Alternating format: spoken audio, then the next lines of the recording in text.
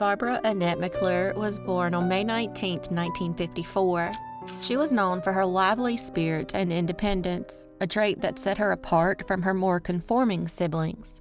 By age 24, Barbara was living in the Ballard area of Seattle, Washington, raising her 2-year-old daughter, Jamie. She shared her apartment with a roommate named Brenda and worked in the catering department of the Olympic Hotel.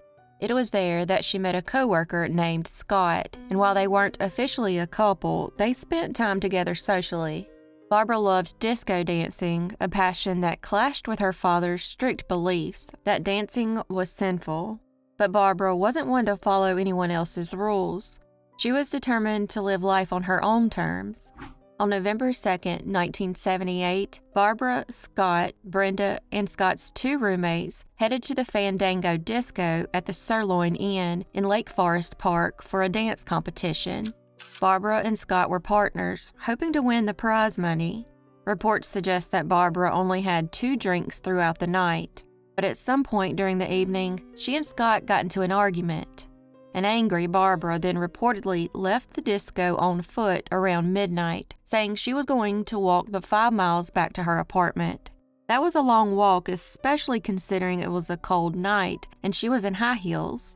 Scott left not long after, and while the exact time Brenda departed remains unclear, Scott's roommates claimed they eventually went to look for Barbara and found her walking just half a mile from the disco on Bethel Way Northwest. They offered her a ride, but according to them, she refused. That detail raised questions. How could she be so close to the disco after so much time had passed? And did she actually walk away that night, or was something more sinister at play? The next day, when Barbara still hadn't returned home, Brenda reported her missing. Barbara had no credit cards and less than $1 in her purse when she disappeared. A week later, road surveyors found her driver's license near the intersection of Interstate 5 and 405 in Snohomish County, about 10 miles north of where she was last seen and close to Scott's home. This location didn't align with the route she would have taken home, deepening the mystery. Police speculated that Barbara may have been abducted near Sheridan Beach.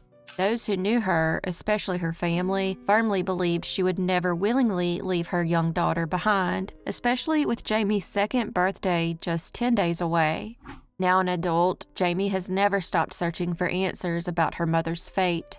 In 2023, she discovered new information that reignited interest in the case, and it was soon reopened. Barbara was last seen wearing a black leather jacket over a rust-colored striped blouse, rust-colored corduroy pants, and tan mid-calf boots with a 2-inch heel. She carried a brown cloth purse with a shoulder strap. Standing 5 feet 5 inches tall, with dark brown hair and blue eyes, Barbara was someone her loved ones described as strong-willed and unlikely to trust strangers. Barbara Annette McClure vanished on November 2, 1978. As of November 2024, she remains missing, and her case is unsolved.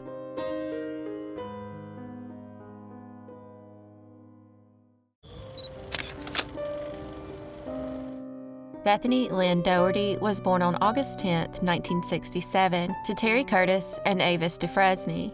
At 40 years old, she lived in Kilowog, New York, where she was known as a devoted mother to 3 teenagers, ages 14, 16, and 18. Bethanie was described by those close to her as bright, cheerful, and highly social. She and her second husband, Bill, were in the midst of a divorce, though relatives stated there were no signs of physical abuse in the marriage. She had already begun dating again and was getting ready to start a new chapter in her life when she strangely vanished. Bethanie worked as a manager in training at the Extra Mart convenience store in Freeville, New York. On the evening of April 1, 2008, her 18-year-old son Logan last saw her around 10 or 11 p.m. The following morning, around 6 a.m., he woke up to find her gone. However, when he walked outside, he found it strange her car was still there, and inside the home, her work clothes were laid out. The pajamas she had been wearing the night before were missing along with her. Their neighborhood was described as a quiet residential area, not the kind of place where you'd expect anything unusual to happen. After going missing, her estranged husband joined the search efforts and was ruled out as a suspect early in the investigation. Around 3 to 3:30 a.m. that night, at least 2 neighbors reported hearing a woman screaming nearby and called 911. However, when police arrived, they found no sign of anyone in distress. Logan, who was at home that night, didn't hear any of these screams, and he woke up unaware that his mother had disappeared in the middle of the night. A witness reported seeing a mid to late 1990s Chevrolet S10 pickup truck near Bethanie's home around the time she vanished, though it's unclear whether this sighting is related to her case. Authorities believe Bethanie may have been abducted, and despite an extensive search, including nearby rivers, no trace of her was found. Tragically, Bethanie wasn't the first in her family to go missing. In June 1998, her cousin Marla Green Ware was reported missing. 2 weeks later, Marla's body was discovered in her apartment. She had sadly been deceased for several months. Her death was considered suspicious, but due to advanced decomposition, the cause of death couldn't be determined, and no suspects have ever been identified. While unsettling, there's no evidence to suggest Bethanie's disappearance is linked to her cousin's case. Bethanie's 3 teenage children were left behind, struggling to cope with their mother's sudden and unexplained disappearance. Bethanie stood 5 feet 7 inches tall with auburn hair and was last seen wearing a purple and white pajama set. Bethanie also had several tattoos: a vine with flowers on her left ankle, a purple butterfly over tribal markings on her lower back, and 3 Chinese or Japanese scroll symbols on her upper back. Bethanie Dougherty disappeared on April 1, 2008, and as of November 2024, her case remains unsolved.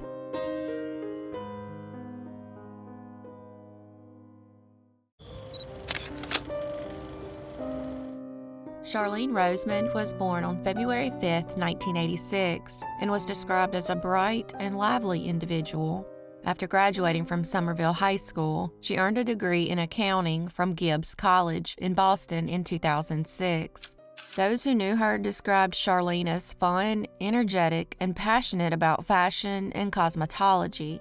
At the age of 23, Charline lived with her parents and sister Rose in Everett, Massachusetts, and worked as an office employee at the Herb Chambers car dealership in Brighton.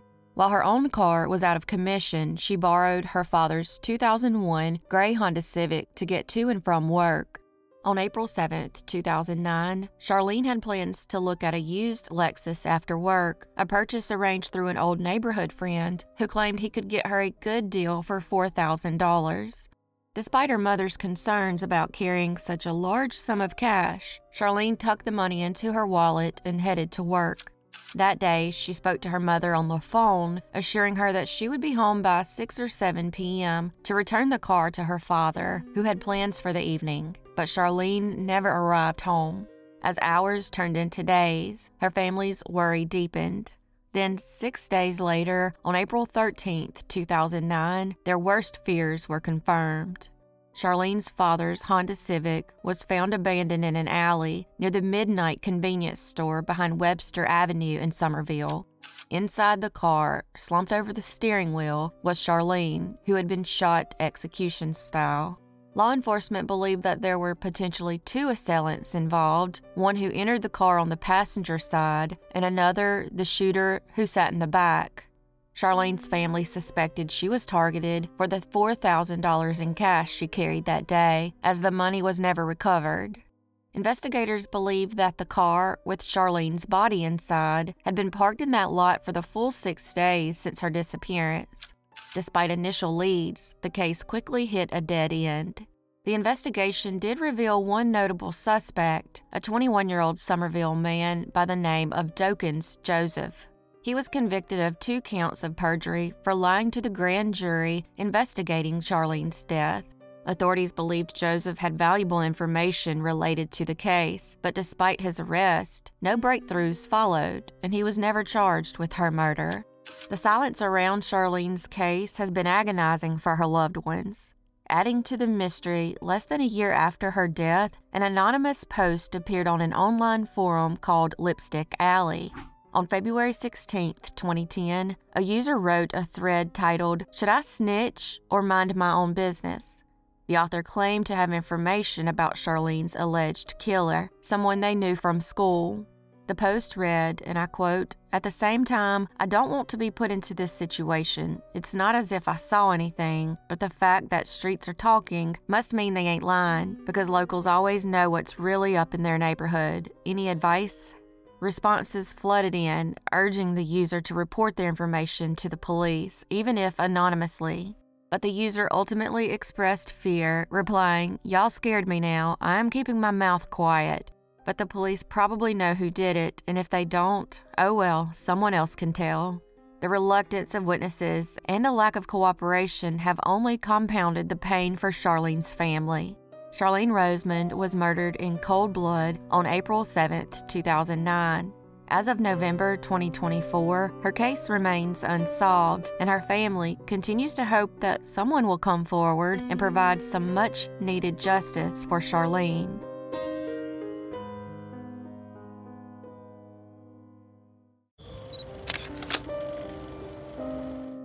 Daniel Reaves was born on October 27, 1982, to Scott and Debbie Reaves. Known for his shy demeanor and passion for computers, Daniel was a reserved 25-year-old living in Madison, Indiana.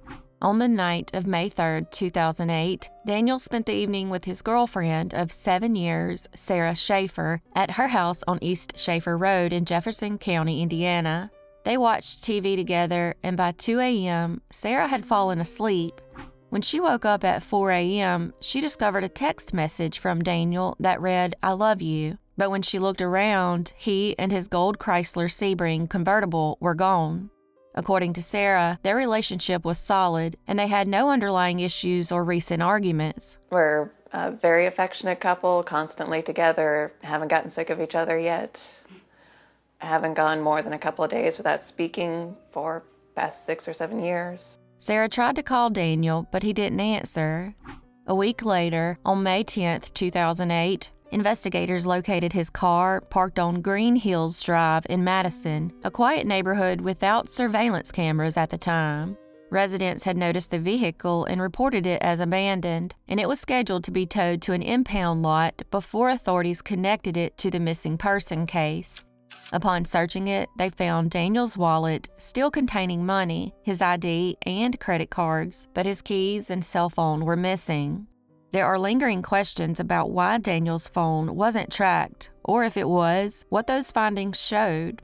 But it's known that no activity occurred after he sent the "I love you" message. His parents were particularly struck by the fact that the car was left unlocked. They were certain Daniel hadn't been the last to drive it. He was meticulous about always locking his car. The Indiana State Police processed the vehicle for evidence and conducted an extensive search around the neighborhood where it was found.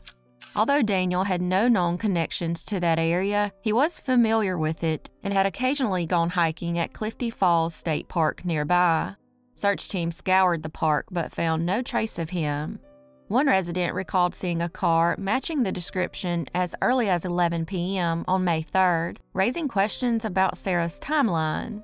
However, the memory couldn't be verified, leaving investigators uncertain about its reliability.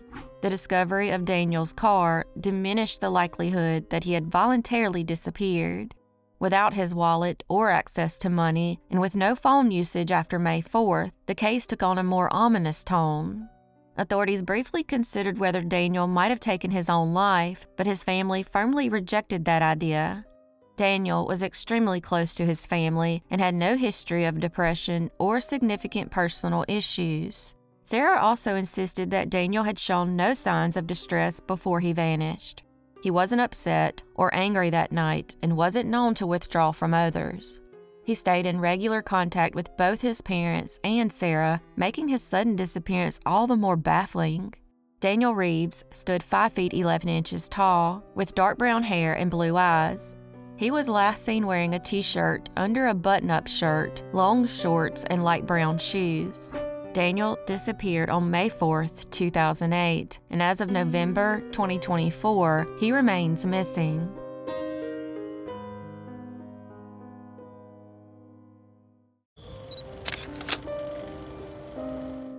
Raymond Weed, who went by Butch, was born on August 14, 1963, in Middletown, Connecticut. By the time he reached the age of 40, Butch was living alone in the small town of Wilton, Maine. Known for his warm personality and strong community ties, he had become a beloved figure in town. He was especially cherished for his role as the fun-loving uncle and supportive brother who was great with kids. He had even helped raise his ex-stepson before his marriage ended in divorce in 2001. Butch owned and operated New Horizons Builders, a construction company he had built from the ground up. Before establishing his own business, he gained experience working for other construction firms in Maine and out of state. With a crew of 6 full-time employees, he tackled large-scale construction projects and renovations throughout Franklin County. Beyond his professional life, he was an active member of the community. He taught Sunday school at the local church, coached Little League football, and even plowed his neighbors' driveways during the harsh Maine winters, never accepting a penny for his efforts. On December 23, 2003, Butch spoke to his sister, discussing their plans for the upcoming holiday and reflecting on how it would be the first Christmas since the passing of their father. He worked some that day before heading to Mario's, his favorite local pizzeria, just a short walk from his home.